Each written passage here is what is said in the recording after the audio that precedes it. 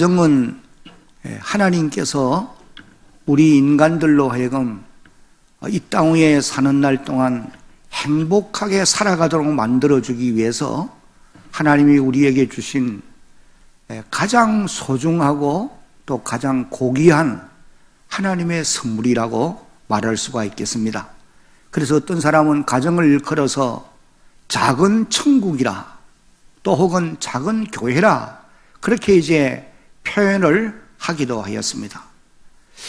그래서 가정은 모든 사람이 이 세상 속에 살아가면서 시달리고 지친 마음과 몸이 참된 안식을 얻게 되어지고 또 상처난 부분들이 치료를 받게 되며 나아가서는 새로운 힘과 용기를 얻는 그런 곳이 가정이 되어야 한다는 것입니다.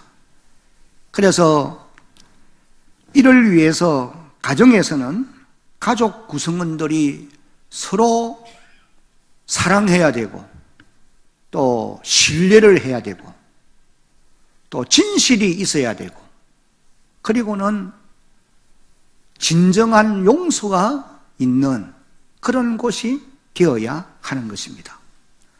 하나님이 여러분 각자에게 주신 여러분의 가정들이 지금 현재 여러분 개인에게 진정한 보금자리가 되어지고 또 평화의 행복의 터전이 되어지고 있는지 한번 여러분들 스스로가 진단을 해 보셔야 할 것입니다.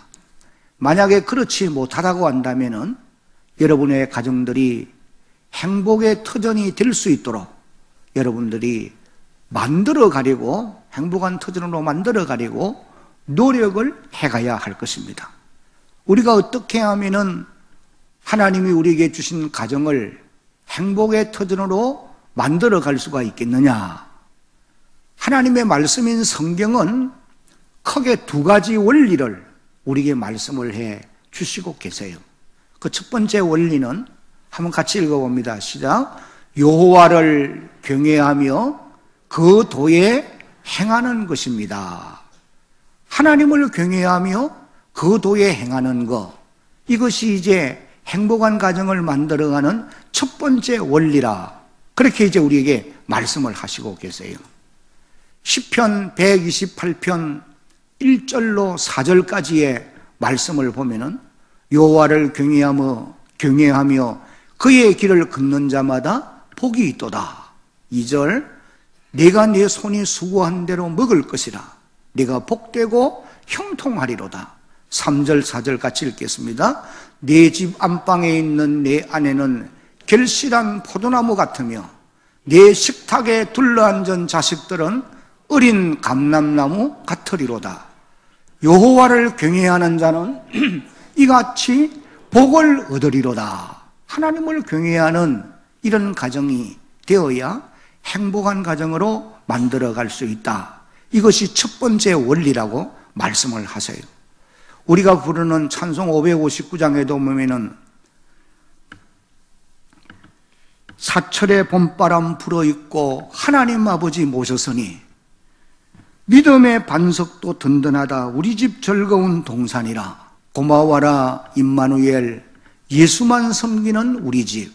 고마워라 임마누엘, 복되고 즐거운 하루하루. 이 가사에서도 보면은 하나님 아버지를 모시고 사는 가정이 되어야 즐거운 동산이 될 수 있다. 그렇게 이제 말씀을 하십니다. 그 다음에 두 번째 원리는 같이 읽어봅니다.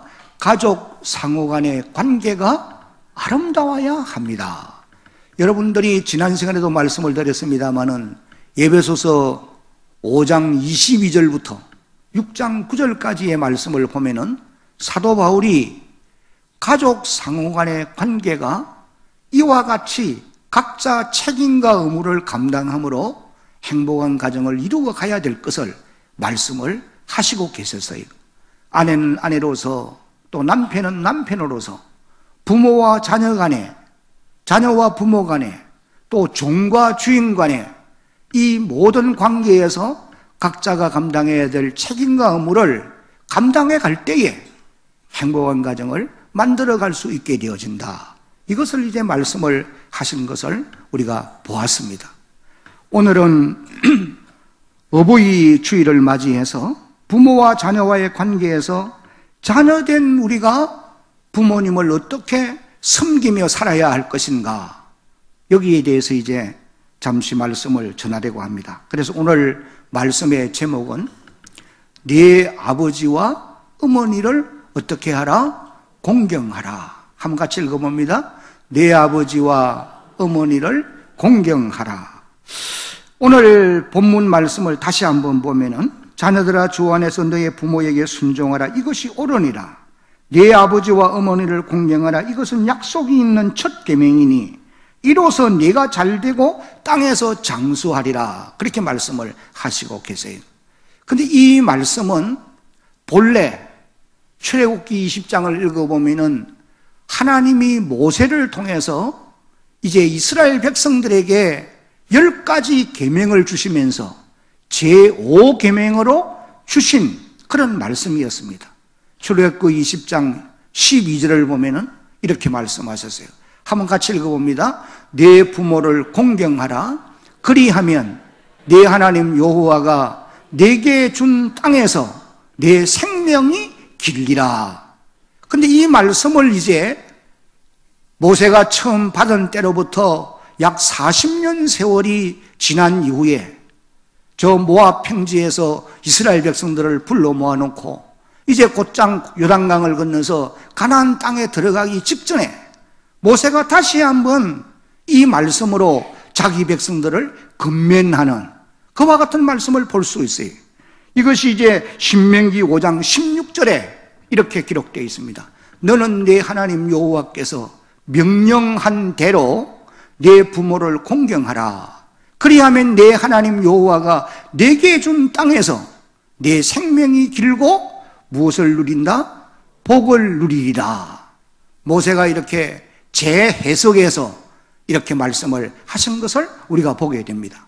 그리고는 또 신약시대에 와서 예수님께서도 유대인들과 바리새인들에게 부모 공경에 대해서 아주 무섭게 책망을 하시면서 너희가 잘못된 제도를 가지고 부모 공경을 등한시하는 것은 무서운 죄라고 지적해 주는 이런 말씀을 우리가 보게 되어집니다. 그리고 또 예수님의 가르침을 받은 사도들도 그들이 보낸 편지 서신에서 부모 공경에 대해서 강조하는 이런 부분들을 우리가 보게 되어져요. 여러분, 그런데도 타락한 인간은 어느 시대를 막론하고 부모 공경을 등한시했던 것입니다. 특별히 사도 바울은 디모데후서 3장 1절로 5절 말씀을 통해서 말세가 되어지면은 고통하는 때가 이르게 되는데 그때가 되면은 사람들이 부모를 더욱 거역하게 될 것이다. 이것을 이제 말씀을 해 주셨습니다. 여러분, 오늘 우리가 살아가고 있는 이 시대가 그런 시대가 아닌가 한번 생각해 보게 되는 것입니다. 다시 말하면은 제5계명으로 주신 이 말씀이 너무도 경시되어지고 있는 그런 때를 지금 우리가 살아가고 있는 것이다 라고 말할 수 있다는 것입니다. 여러분, 이 세상에는 자녀 없는 부모는 있을 수 있습니다. 왜? 낳지 않으면 없잖아요. 그러나 부모 없는 자녀는 있을 수 없어요. 다 부모가 계신다는 말씀입니다. 그러므로 제5계명은 모든 사람들에게 적용되는 말씀이다. 그렇게 말할 수가 있는 것입니다. 그래서 성경은 부모 공경에 대해서 강조를 하였고 이 계명에는 다른 계명들과는 달리 복을 약속해 주셨어요. 여러분들이 아는 바와 같이 제6계명부터 10번째 계명까지는 명령으로 다 끝이 납니다. 이렇게 하라 저렇게 하라 하지 말라 명령으로 끝을 맺고 있어요. 그러나 제5계명에는 약속을 말씀하고 있어요. 그래서 이 5계명을 일컬어서 약속이 있는 첫 계명이라 그렇게 이제 말씀을 하시고 계시는 것입니다. 그런데 이런 부모 공경에 대한 교훈은 여러분 성경뿐 아니고 동양 사상에서도 많이 우리가 찾아볼 수 있는 그와 같은 말씀인 것입니다. 유교가 부모 공경을 강조하지만은 사후만 강조한 것은 아니에요. 생전 시의 부모 공경에 대해서 강조하는 부분들도 우리가 많이 찾아볼 수가 있다는 거예요. 조선시대에 신흥조라는 사람이 쓴 시를 우리가 잠시 이제 한번 몇 길을 보면은 한번 같이 읽어보겠습니다. 수풀의 까마귀를 아이야 쫓지 마라. 반포 효양은 미물도 하는구나. 나 같은 고로 여생이 저를 부러워하노라. 여기 반포 효양은 미물도 하는구나. 이 까마귀도 부모를 공경한다 그 말이에요. 그래서 나 같은 고로 여생이 일찍이 부모를 여인 사람으로서는 저를 부러워하지 않을 수가 없다. 그렇게 이제 신은조가 이런 시를 썼어요. 그 다음 또 기절을 보면은 다 같이 읽어봅니다. 부모님 계실 적에 효도를 다하여라. 시간은 흘러간다. 기회는 사라진다. 까마귀 반포 효양을 번님들은 아는가? 여러분, 그리고 또 이런 식기도 있습니다. 니라서 까마귀를 검다 흉보던가. 반포 보은이 그 얼마나 아름다운가. 사람이 저 새만 못함을 못내 슬퍼하노라. 그런 이제 식기도 있습니다. 까마귀는 어미가 늙어서 먹이를 찾지 못하면은 새끼가 벌레를 잡아다가 어미를 먹인다는 거예요. 그래서 이 까마귀를 걸어서 효도세라. 그렇게 이제 부르기도 하는 것입니다. 미물도 하는 부모 공경을 사람들은 마땅히 해야 된다는 그와 같은 이제 교훈을 주기 위해서 신원조라는 사람이 이런 식기를 기록한 것으로 보면 될 것입니다. 그리고 또 삼국유사에도 보면은 효도에 대한 얘기가 많이 나와요. 신라 흥덕왕 때 아주 이름이 나 있는 효자로 알려진 손순이라는 사람이 있어요. 이 손순이라는 사람은 가정이 가난해서 남의 집에 모습을 살면서 이제 앞을 보지 못하는 연세 많은 홀어머니를 모시고 사는데 자기의 아들이 어머니의 음식을 늘 뺏어 먹는 거예요. 그래서 이 손순이 아내와 의논하기를 여보, 아들은 또 낳으면 되지만은 어머니는 다시 얻을 수 없으니 이 아들을 땅을 파고 묻읍시다. 그랬더니 또 이 부인도 그렇게 하자고. 그렇게 해서 이 아들을 이제 지게에 지고 깊은 산중에 들어가서 땅을 깊이 파는데 이상한 종이 하나 나와요. 석종이 나왔습니다. 그래서 이 손순이 이건 무슨 징조가 있다. 그래서 아들을 묻지 않고 그 종을 가지고 집으로 돌아와서 걸어놓고 아침 저녁으로 종을 치는 거예요. 그러니까 마침 그때 이제 신라 흥덕왕이 이 민정을 나왔다가 종소리를 듣고 이게 무슨 종소리냐 사연을 알았더니 손순에 대한 이야기를 들은 거예요. 그래서 이 왕이 손순에게 그 어머니를 모시고 잘 살아라고 집을 하나 지어주고 한 채를 지어주고 그리고 해마다 배 50섬을 공개해 주었다. 여러분, 이 손순의 효성을 기리기 위해서 기념비를 세웠어요. 그래서 지금 그 기념비가 어디에 있느냐? 경주 행곡면 소현리 623번지 거기에 가면은 경북기념물 115호로 지정이 되어서 지금도 세워져 있다는 거예요. 이런 얘기는 부모를 공경하게 되면 복을 받는다. 이걸 이제 우리에게 일깨워주는 그런 하나의 삼국유사에 기록되어 있는 사실이라고 하는 것을 우리가 알게 되어지는 것입니다.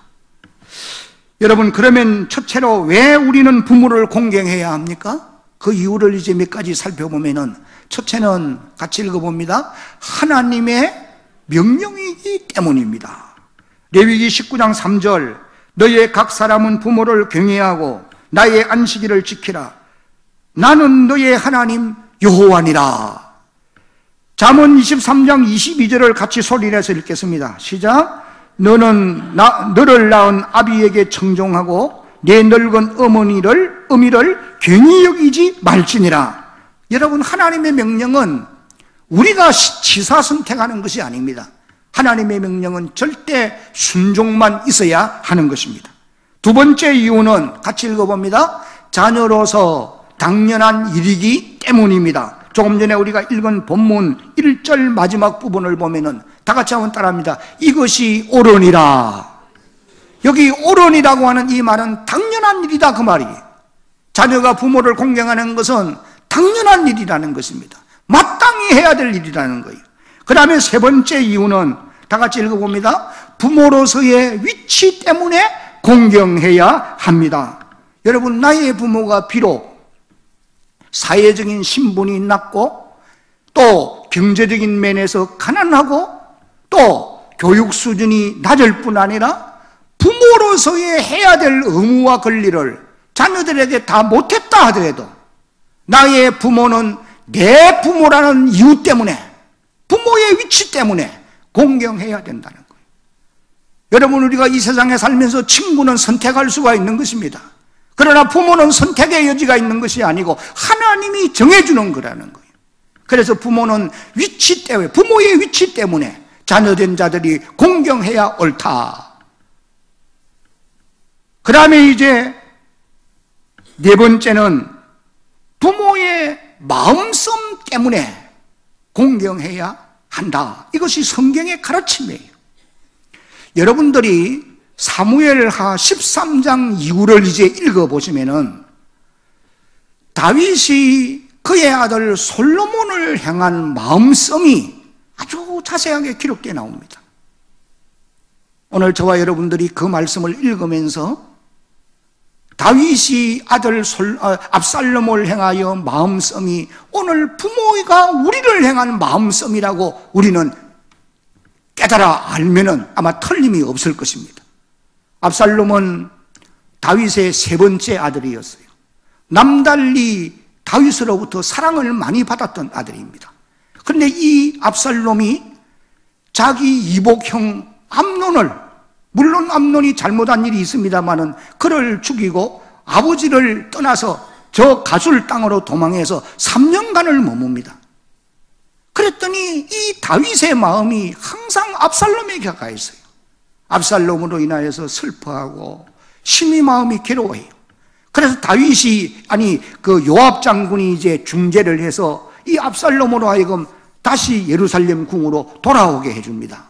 돌아온 압살롬을 다윗이 용서해주고 궁에 머물게 했는데 이 압살롬은 4년 동안 왕궁에 머물면서 반정을 계획하는 거예요.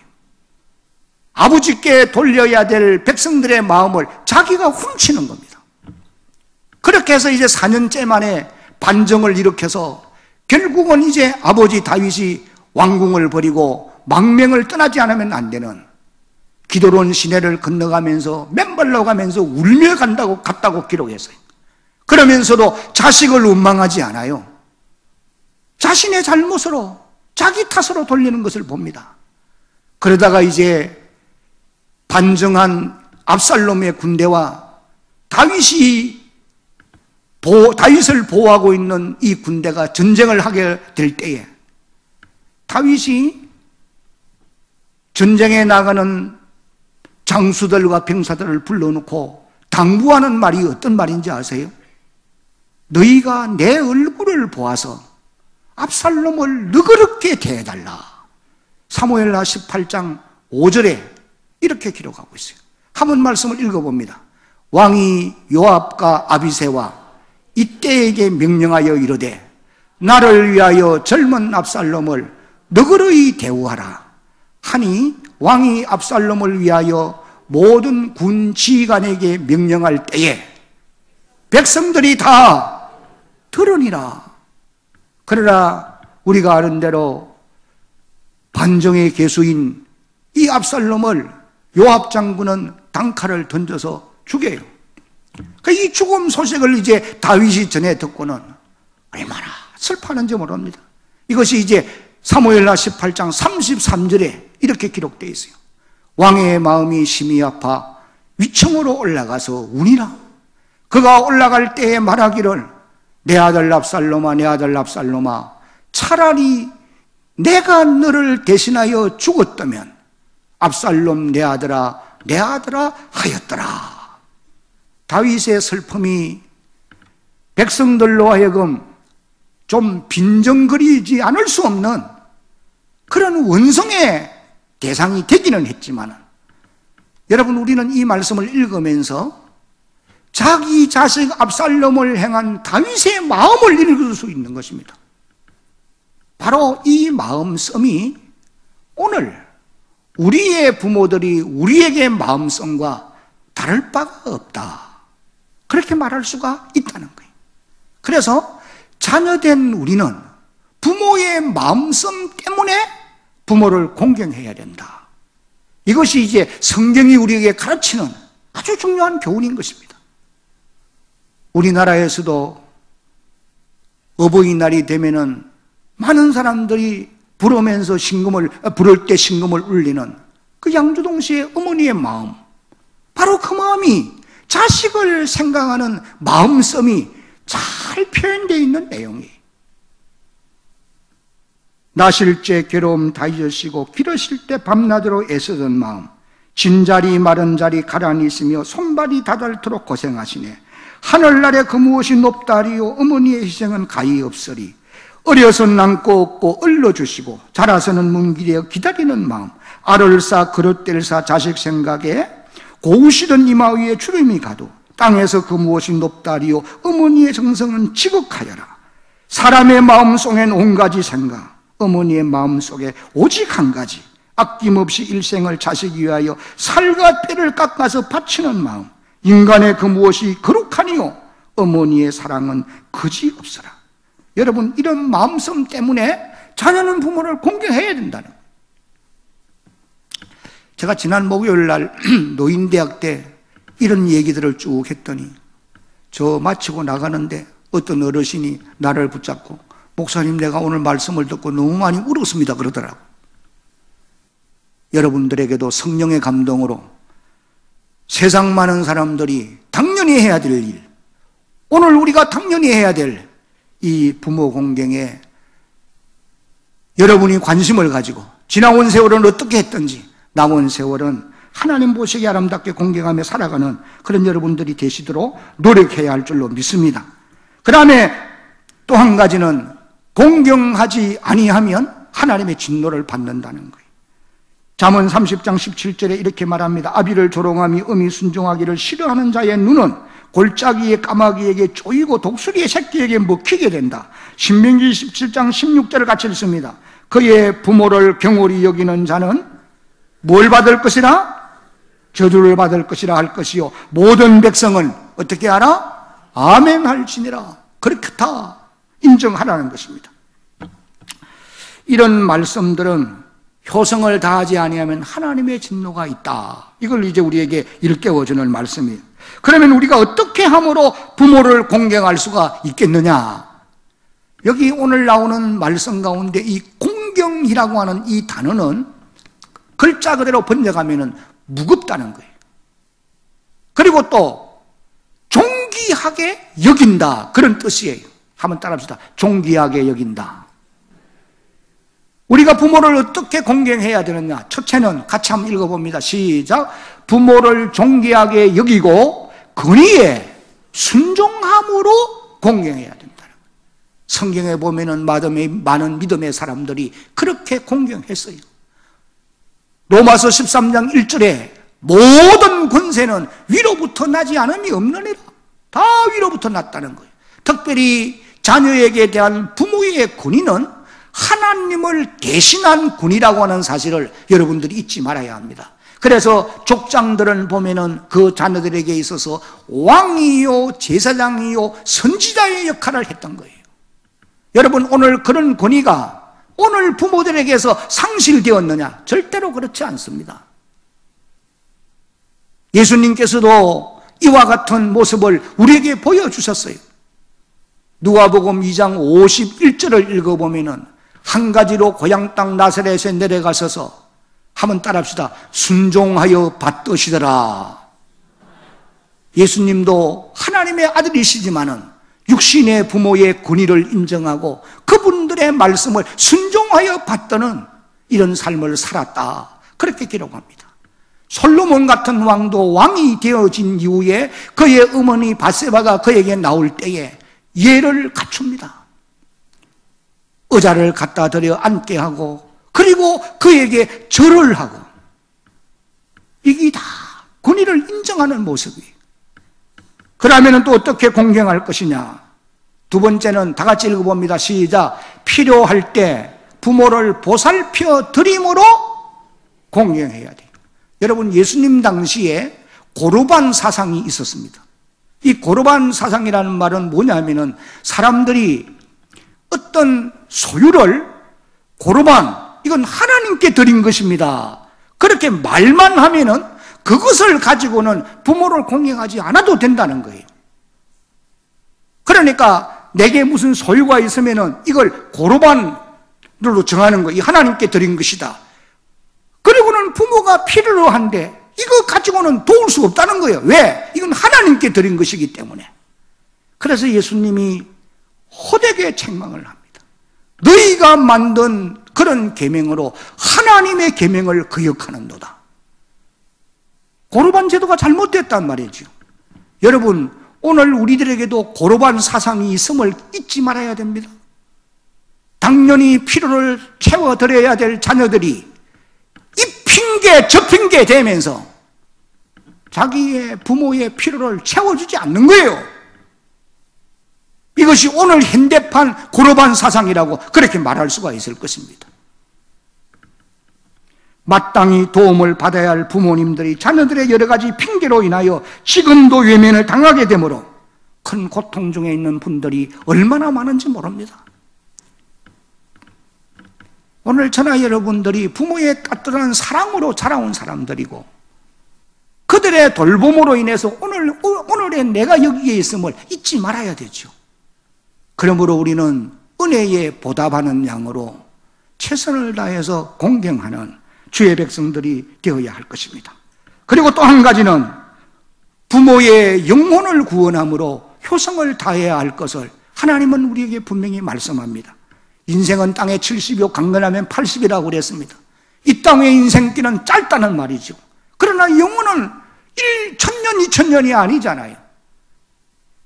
아직도 구원받지 못한 부모님이 계신다면 그 어른들에게 어떠한 방도로든지 구원의 복음을 전해서 저들을 구원하는 효성스러운 자녀들이 되어질 수 있기를 예수님의 이름으로 축복합니다. 이제 마지막으로 부모를 공경하면 어떤 결과가 있게 되느냐?